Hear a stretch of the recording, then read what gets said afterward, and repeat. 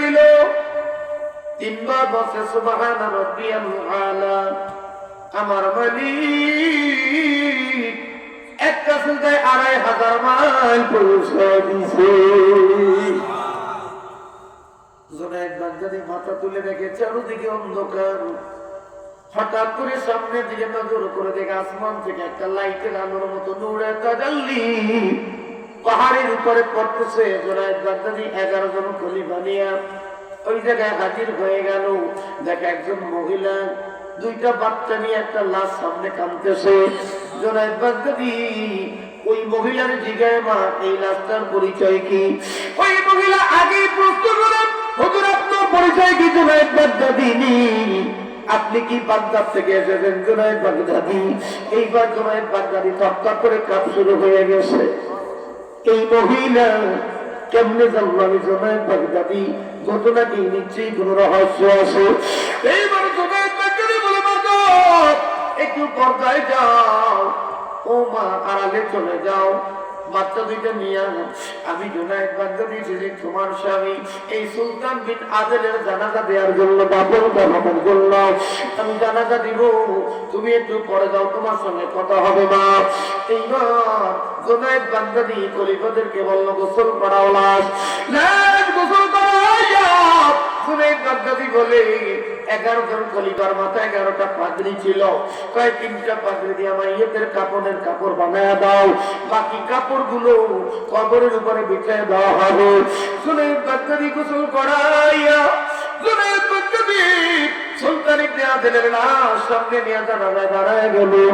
হঠাৎ করে এক ব্যক্তি হাজির হয়ে ডাকতেছে, জুনায়েদ এই মাইয়িতের জানাজা তুমি পড়তে পারবে না, এই মাইয়িতের জানাজা দিব আমি। এই পাগড়ির কাপড়গুলো খুলো, এই ব্যাগটা ধরো, ব্যাগের ভিতরে এই মাইয়িতের কাপড়ের কাপড় আছে, এইগুলা পরায়া দাও। আর ১২,০০০ মুদ্রা আছে, স্বর্ণ মুদ্রা। এই মাইয়িতের ২টি এতিম বাচ্চা আছে গো, ওদেরকে দিবা এই সম্পদগুলো, ওরা ভোগ করবে, কোনদিন সম্পদ কমবে না।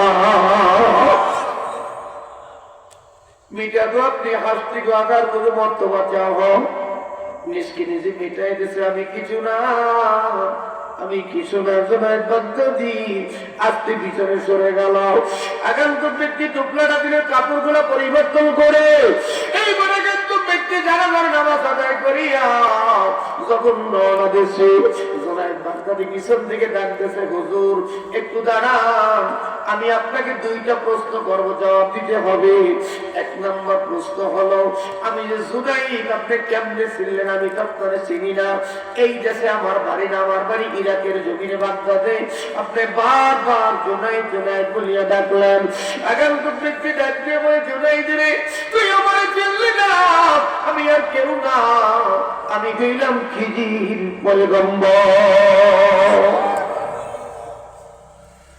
২ নম্বর প্রশ্ন হলো, হুজুর জানাজায় মাত্র আমরা ১২ জন মুসল্লি, তাকবীর গুলো এত জোরে দিছেন গো, কয়েক মাইল দূরে আবার চলে গেছে।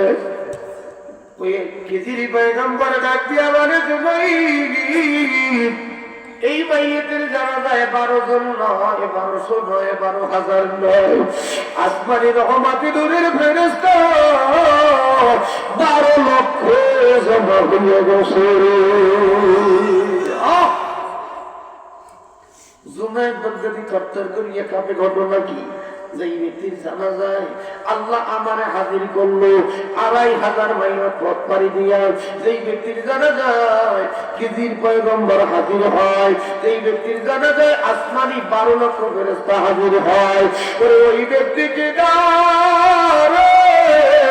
ওই ব্যক্তির নাসিমিয়া বাড়িতে যাবো না।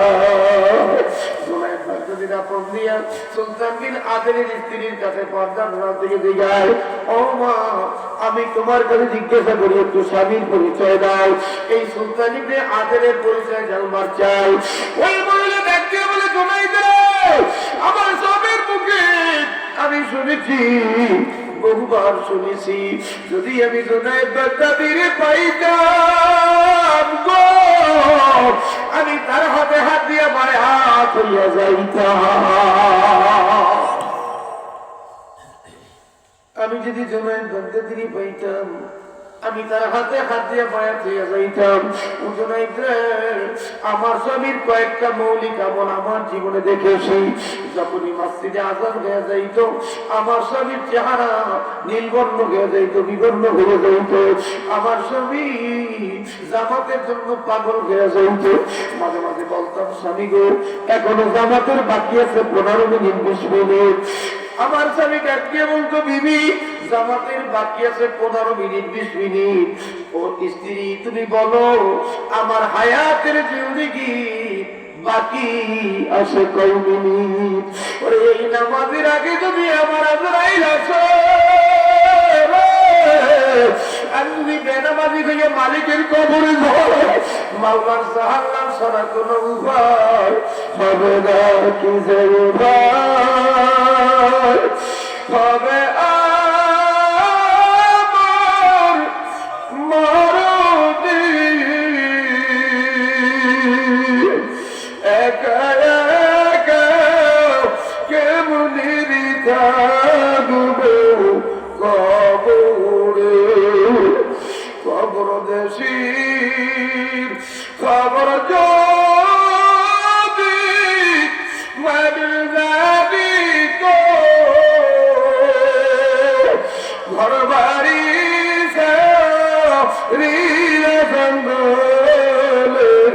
লোকাইতো, ঘর বাড়ি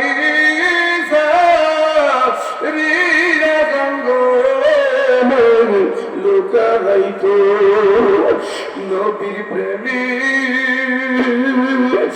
আসে গো দেওয়ানা, উম্মত যারা নবী বেহেশতে যাবে না, উম্মত যারা নবী বেহেশতে যাবে না। ডাক দিয়ে বলে, জুনাইদ রে, আমার স্বামীর মুখে পেরাই শুনতাম, আমি জুনাইদ বাগদাদির কাছে বায়াত হইয়া গেলাম।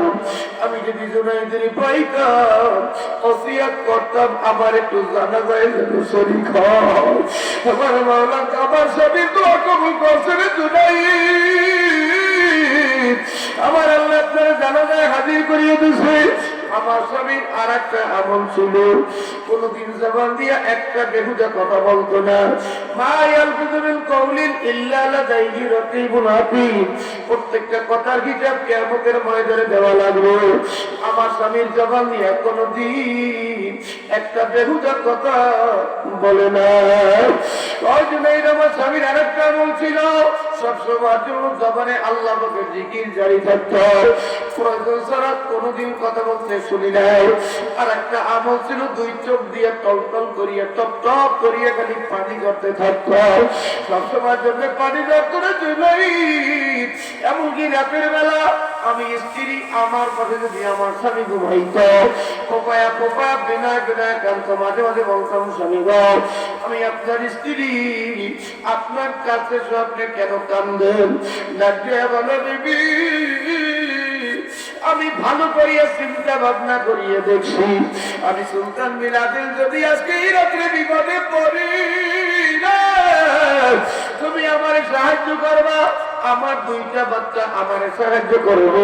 যদি সাহায্য করতে না পারো লোকজন ডাকবা, কিন্তু ভালো করিয়া চিন্তা ভাবনা করিয়া দেখো, অন্ধকার কবরে যায় যদি আমি বিপদে পড়িয়া যাই, ওই কবরে সাহায্য করার কেউ থাকবে না।